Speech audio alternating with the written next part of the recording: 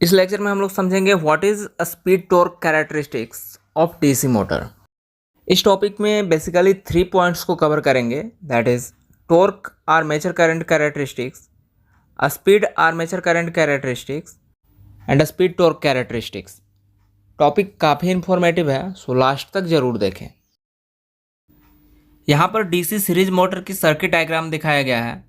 Armature के साथ series में फील्ड कनेक्ट है एंड आर्मेचर में जाने वाली करंट जो है उसको आर्मेचर करंट बोलते हैं। आर्मेचर में back EMF and armature resistance मिलता है एंड यहाँ पर हम लोग डीसी सप्लाई प्रोवाइड कर रहे हैं। काफ़ी सिंपल सर्किट है। सो फर्स्ट पॉइंट है torque armature current characteristics. Torque का फॉर्मूला होता है T A is equal to P phi Z into I A upon 2 pi A. T A को टाउ ए भी बोल सकते हैं। P Z and A term जो है वो कांस्टेंट रहता है। सो हम लोग बोल सकते हैं T A is directly proportional to phi I A. मतलब जो टॉर्क है वो फ्लक्स एंड आर्मेचर करंट के डायरेक्टली प्रोपोर्शनल होता है। एंड इसमें भी दो कंडीशन ऑकर होता है, before saturation and after saturation. Saturation से पहले क्या होगा, जो टॉर्क है टी ए वो directly proportional to phi I A square होता है। मतलब flux into square of current के डायरेक्टली प्रोपोर्शनल होता है। एंड अगर ऐसा कंडीशन होगा तो जो कर्व बनेगा उसका शेप पैराबोलिक होगा। इंपॉर्टेंट पॉइंट है, ऑब्जेक्टिव्स में पूछा जाता है टॉर्क आर्मेचर करंट कैरेक्टरिस्टिक्स में सेचुरेशन से पहले कैसा कर्व बनता है। So answer will be parabolic. And after saturation जो टॉर्क है वो फ्लक्स एंड आर्मेचर करंट के डायरेक्टली प्रोपोर्शनल होता है। So curve will be a straight line.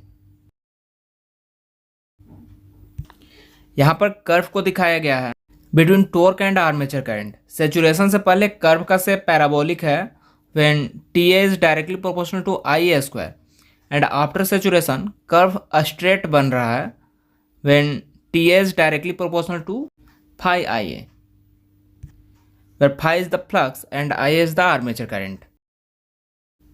Next point है a speed and armature current characteristics.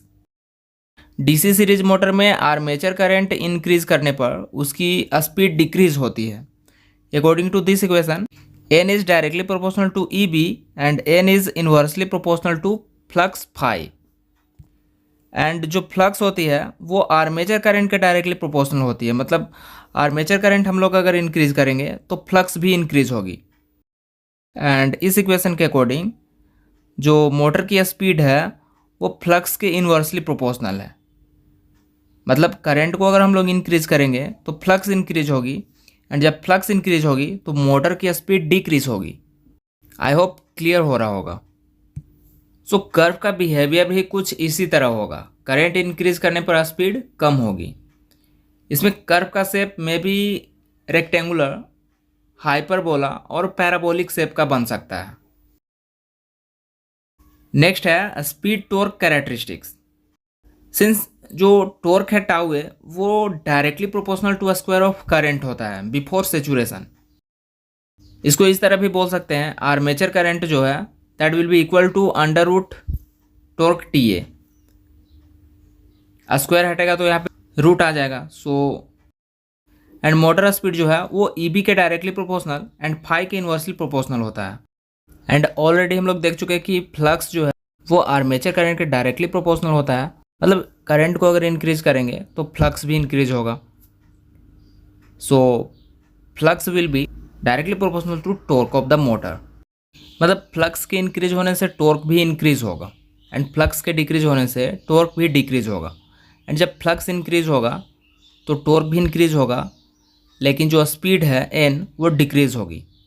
And flux जब decrease होगी तो टॉर्क भी डिक्रीज होगा एंड उस कंडीशन में जो मोटर की स्पीड है वो इंक्रीज होगी क्योंकि फ्लक्स डिक्रीज हो रही है। मतलब हाई टॉर्क पर मोटर स्पीड जो है वो लो हो जाएगी। सो कर्व को भी कुछ उसी तरह से दिखाएंगे। जब टॉर्क कम हो रहा है तो मोटर स्पीड इंक्रीज हो रही है एंड टॉर्क इंक्रीज होने से मोटर स्पीड डिक्रीज हो रही है।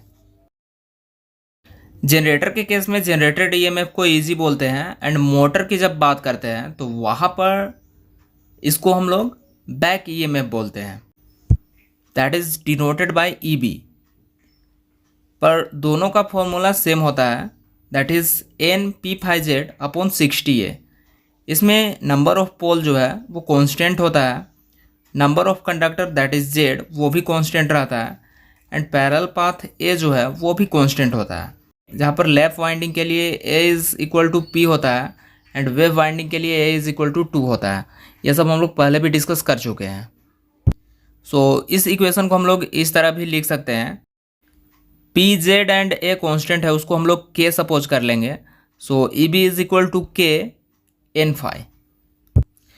जब हम लोग सर्किट की एनालिसिस करते हैं तो वहाँ से एक फॉर्मूला ऑब्टेन होता है, terminal voltage V T is equal to E G minus I A R A. Generator के केस में हम लोग इस तरह लिखते हैं,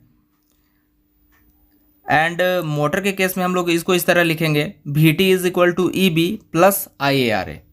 और इसको इस तरह भी हम लोग लिख सकते हैं, E B is equal to V T minus I A R A, and यहाँ पे ई बी का वैल्यू मिला था के एन फाई, उसको यहाँ पे हम लोग पुट कर देंगे, that will be equal to V T minus I A R A. And यहाँ से जब हम लोग एन को ऑब्टेन करेंगे, then N is equal to V T minus I A R A upon K phi. तो यहाँ से स्पीड का फॉर्मूला निकल कर आ गया, जो कि काफ़ी इंपॉर्टेंट है।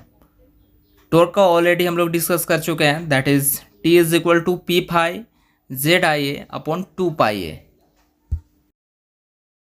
जब हम लोग डीसी मोटर की बात करते हैं तो वहाँ पे एक इम्पोर्टेंट टर्म आता है, that is back EMF.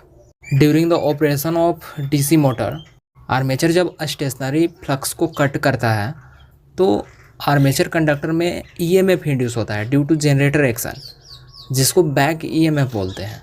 And जो बैक ईएमएफ है वो सप्लाई वोल्टेज एंड करंट को अपोज करता है। The magnitude of the back EMF is given by the same expression that is shown below, EB is equal to NP phi Z by 60A, where EB is the induced EMF of the motor known as back EMF, A is the number of parallel path, P is the number of poles, N is the speed, and Z is the total number of conductors in the armature, and phi is the useful flux per pole.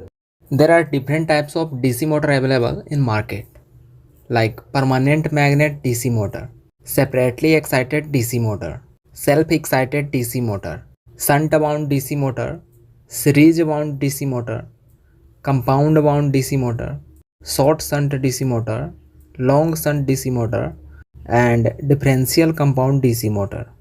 तो इस तरह से कोई भी topic को अगर आप easy way में समझना चाहते हैं तो चैनल को सब्सक्राइब कर लें और बेल आइकन को भी प्रेस कर लें ताकि वीडियोज आप तक पहुंच सकें।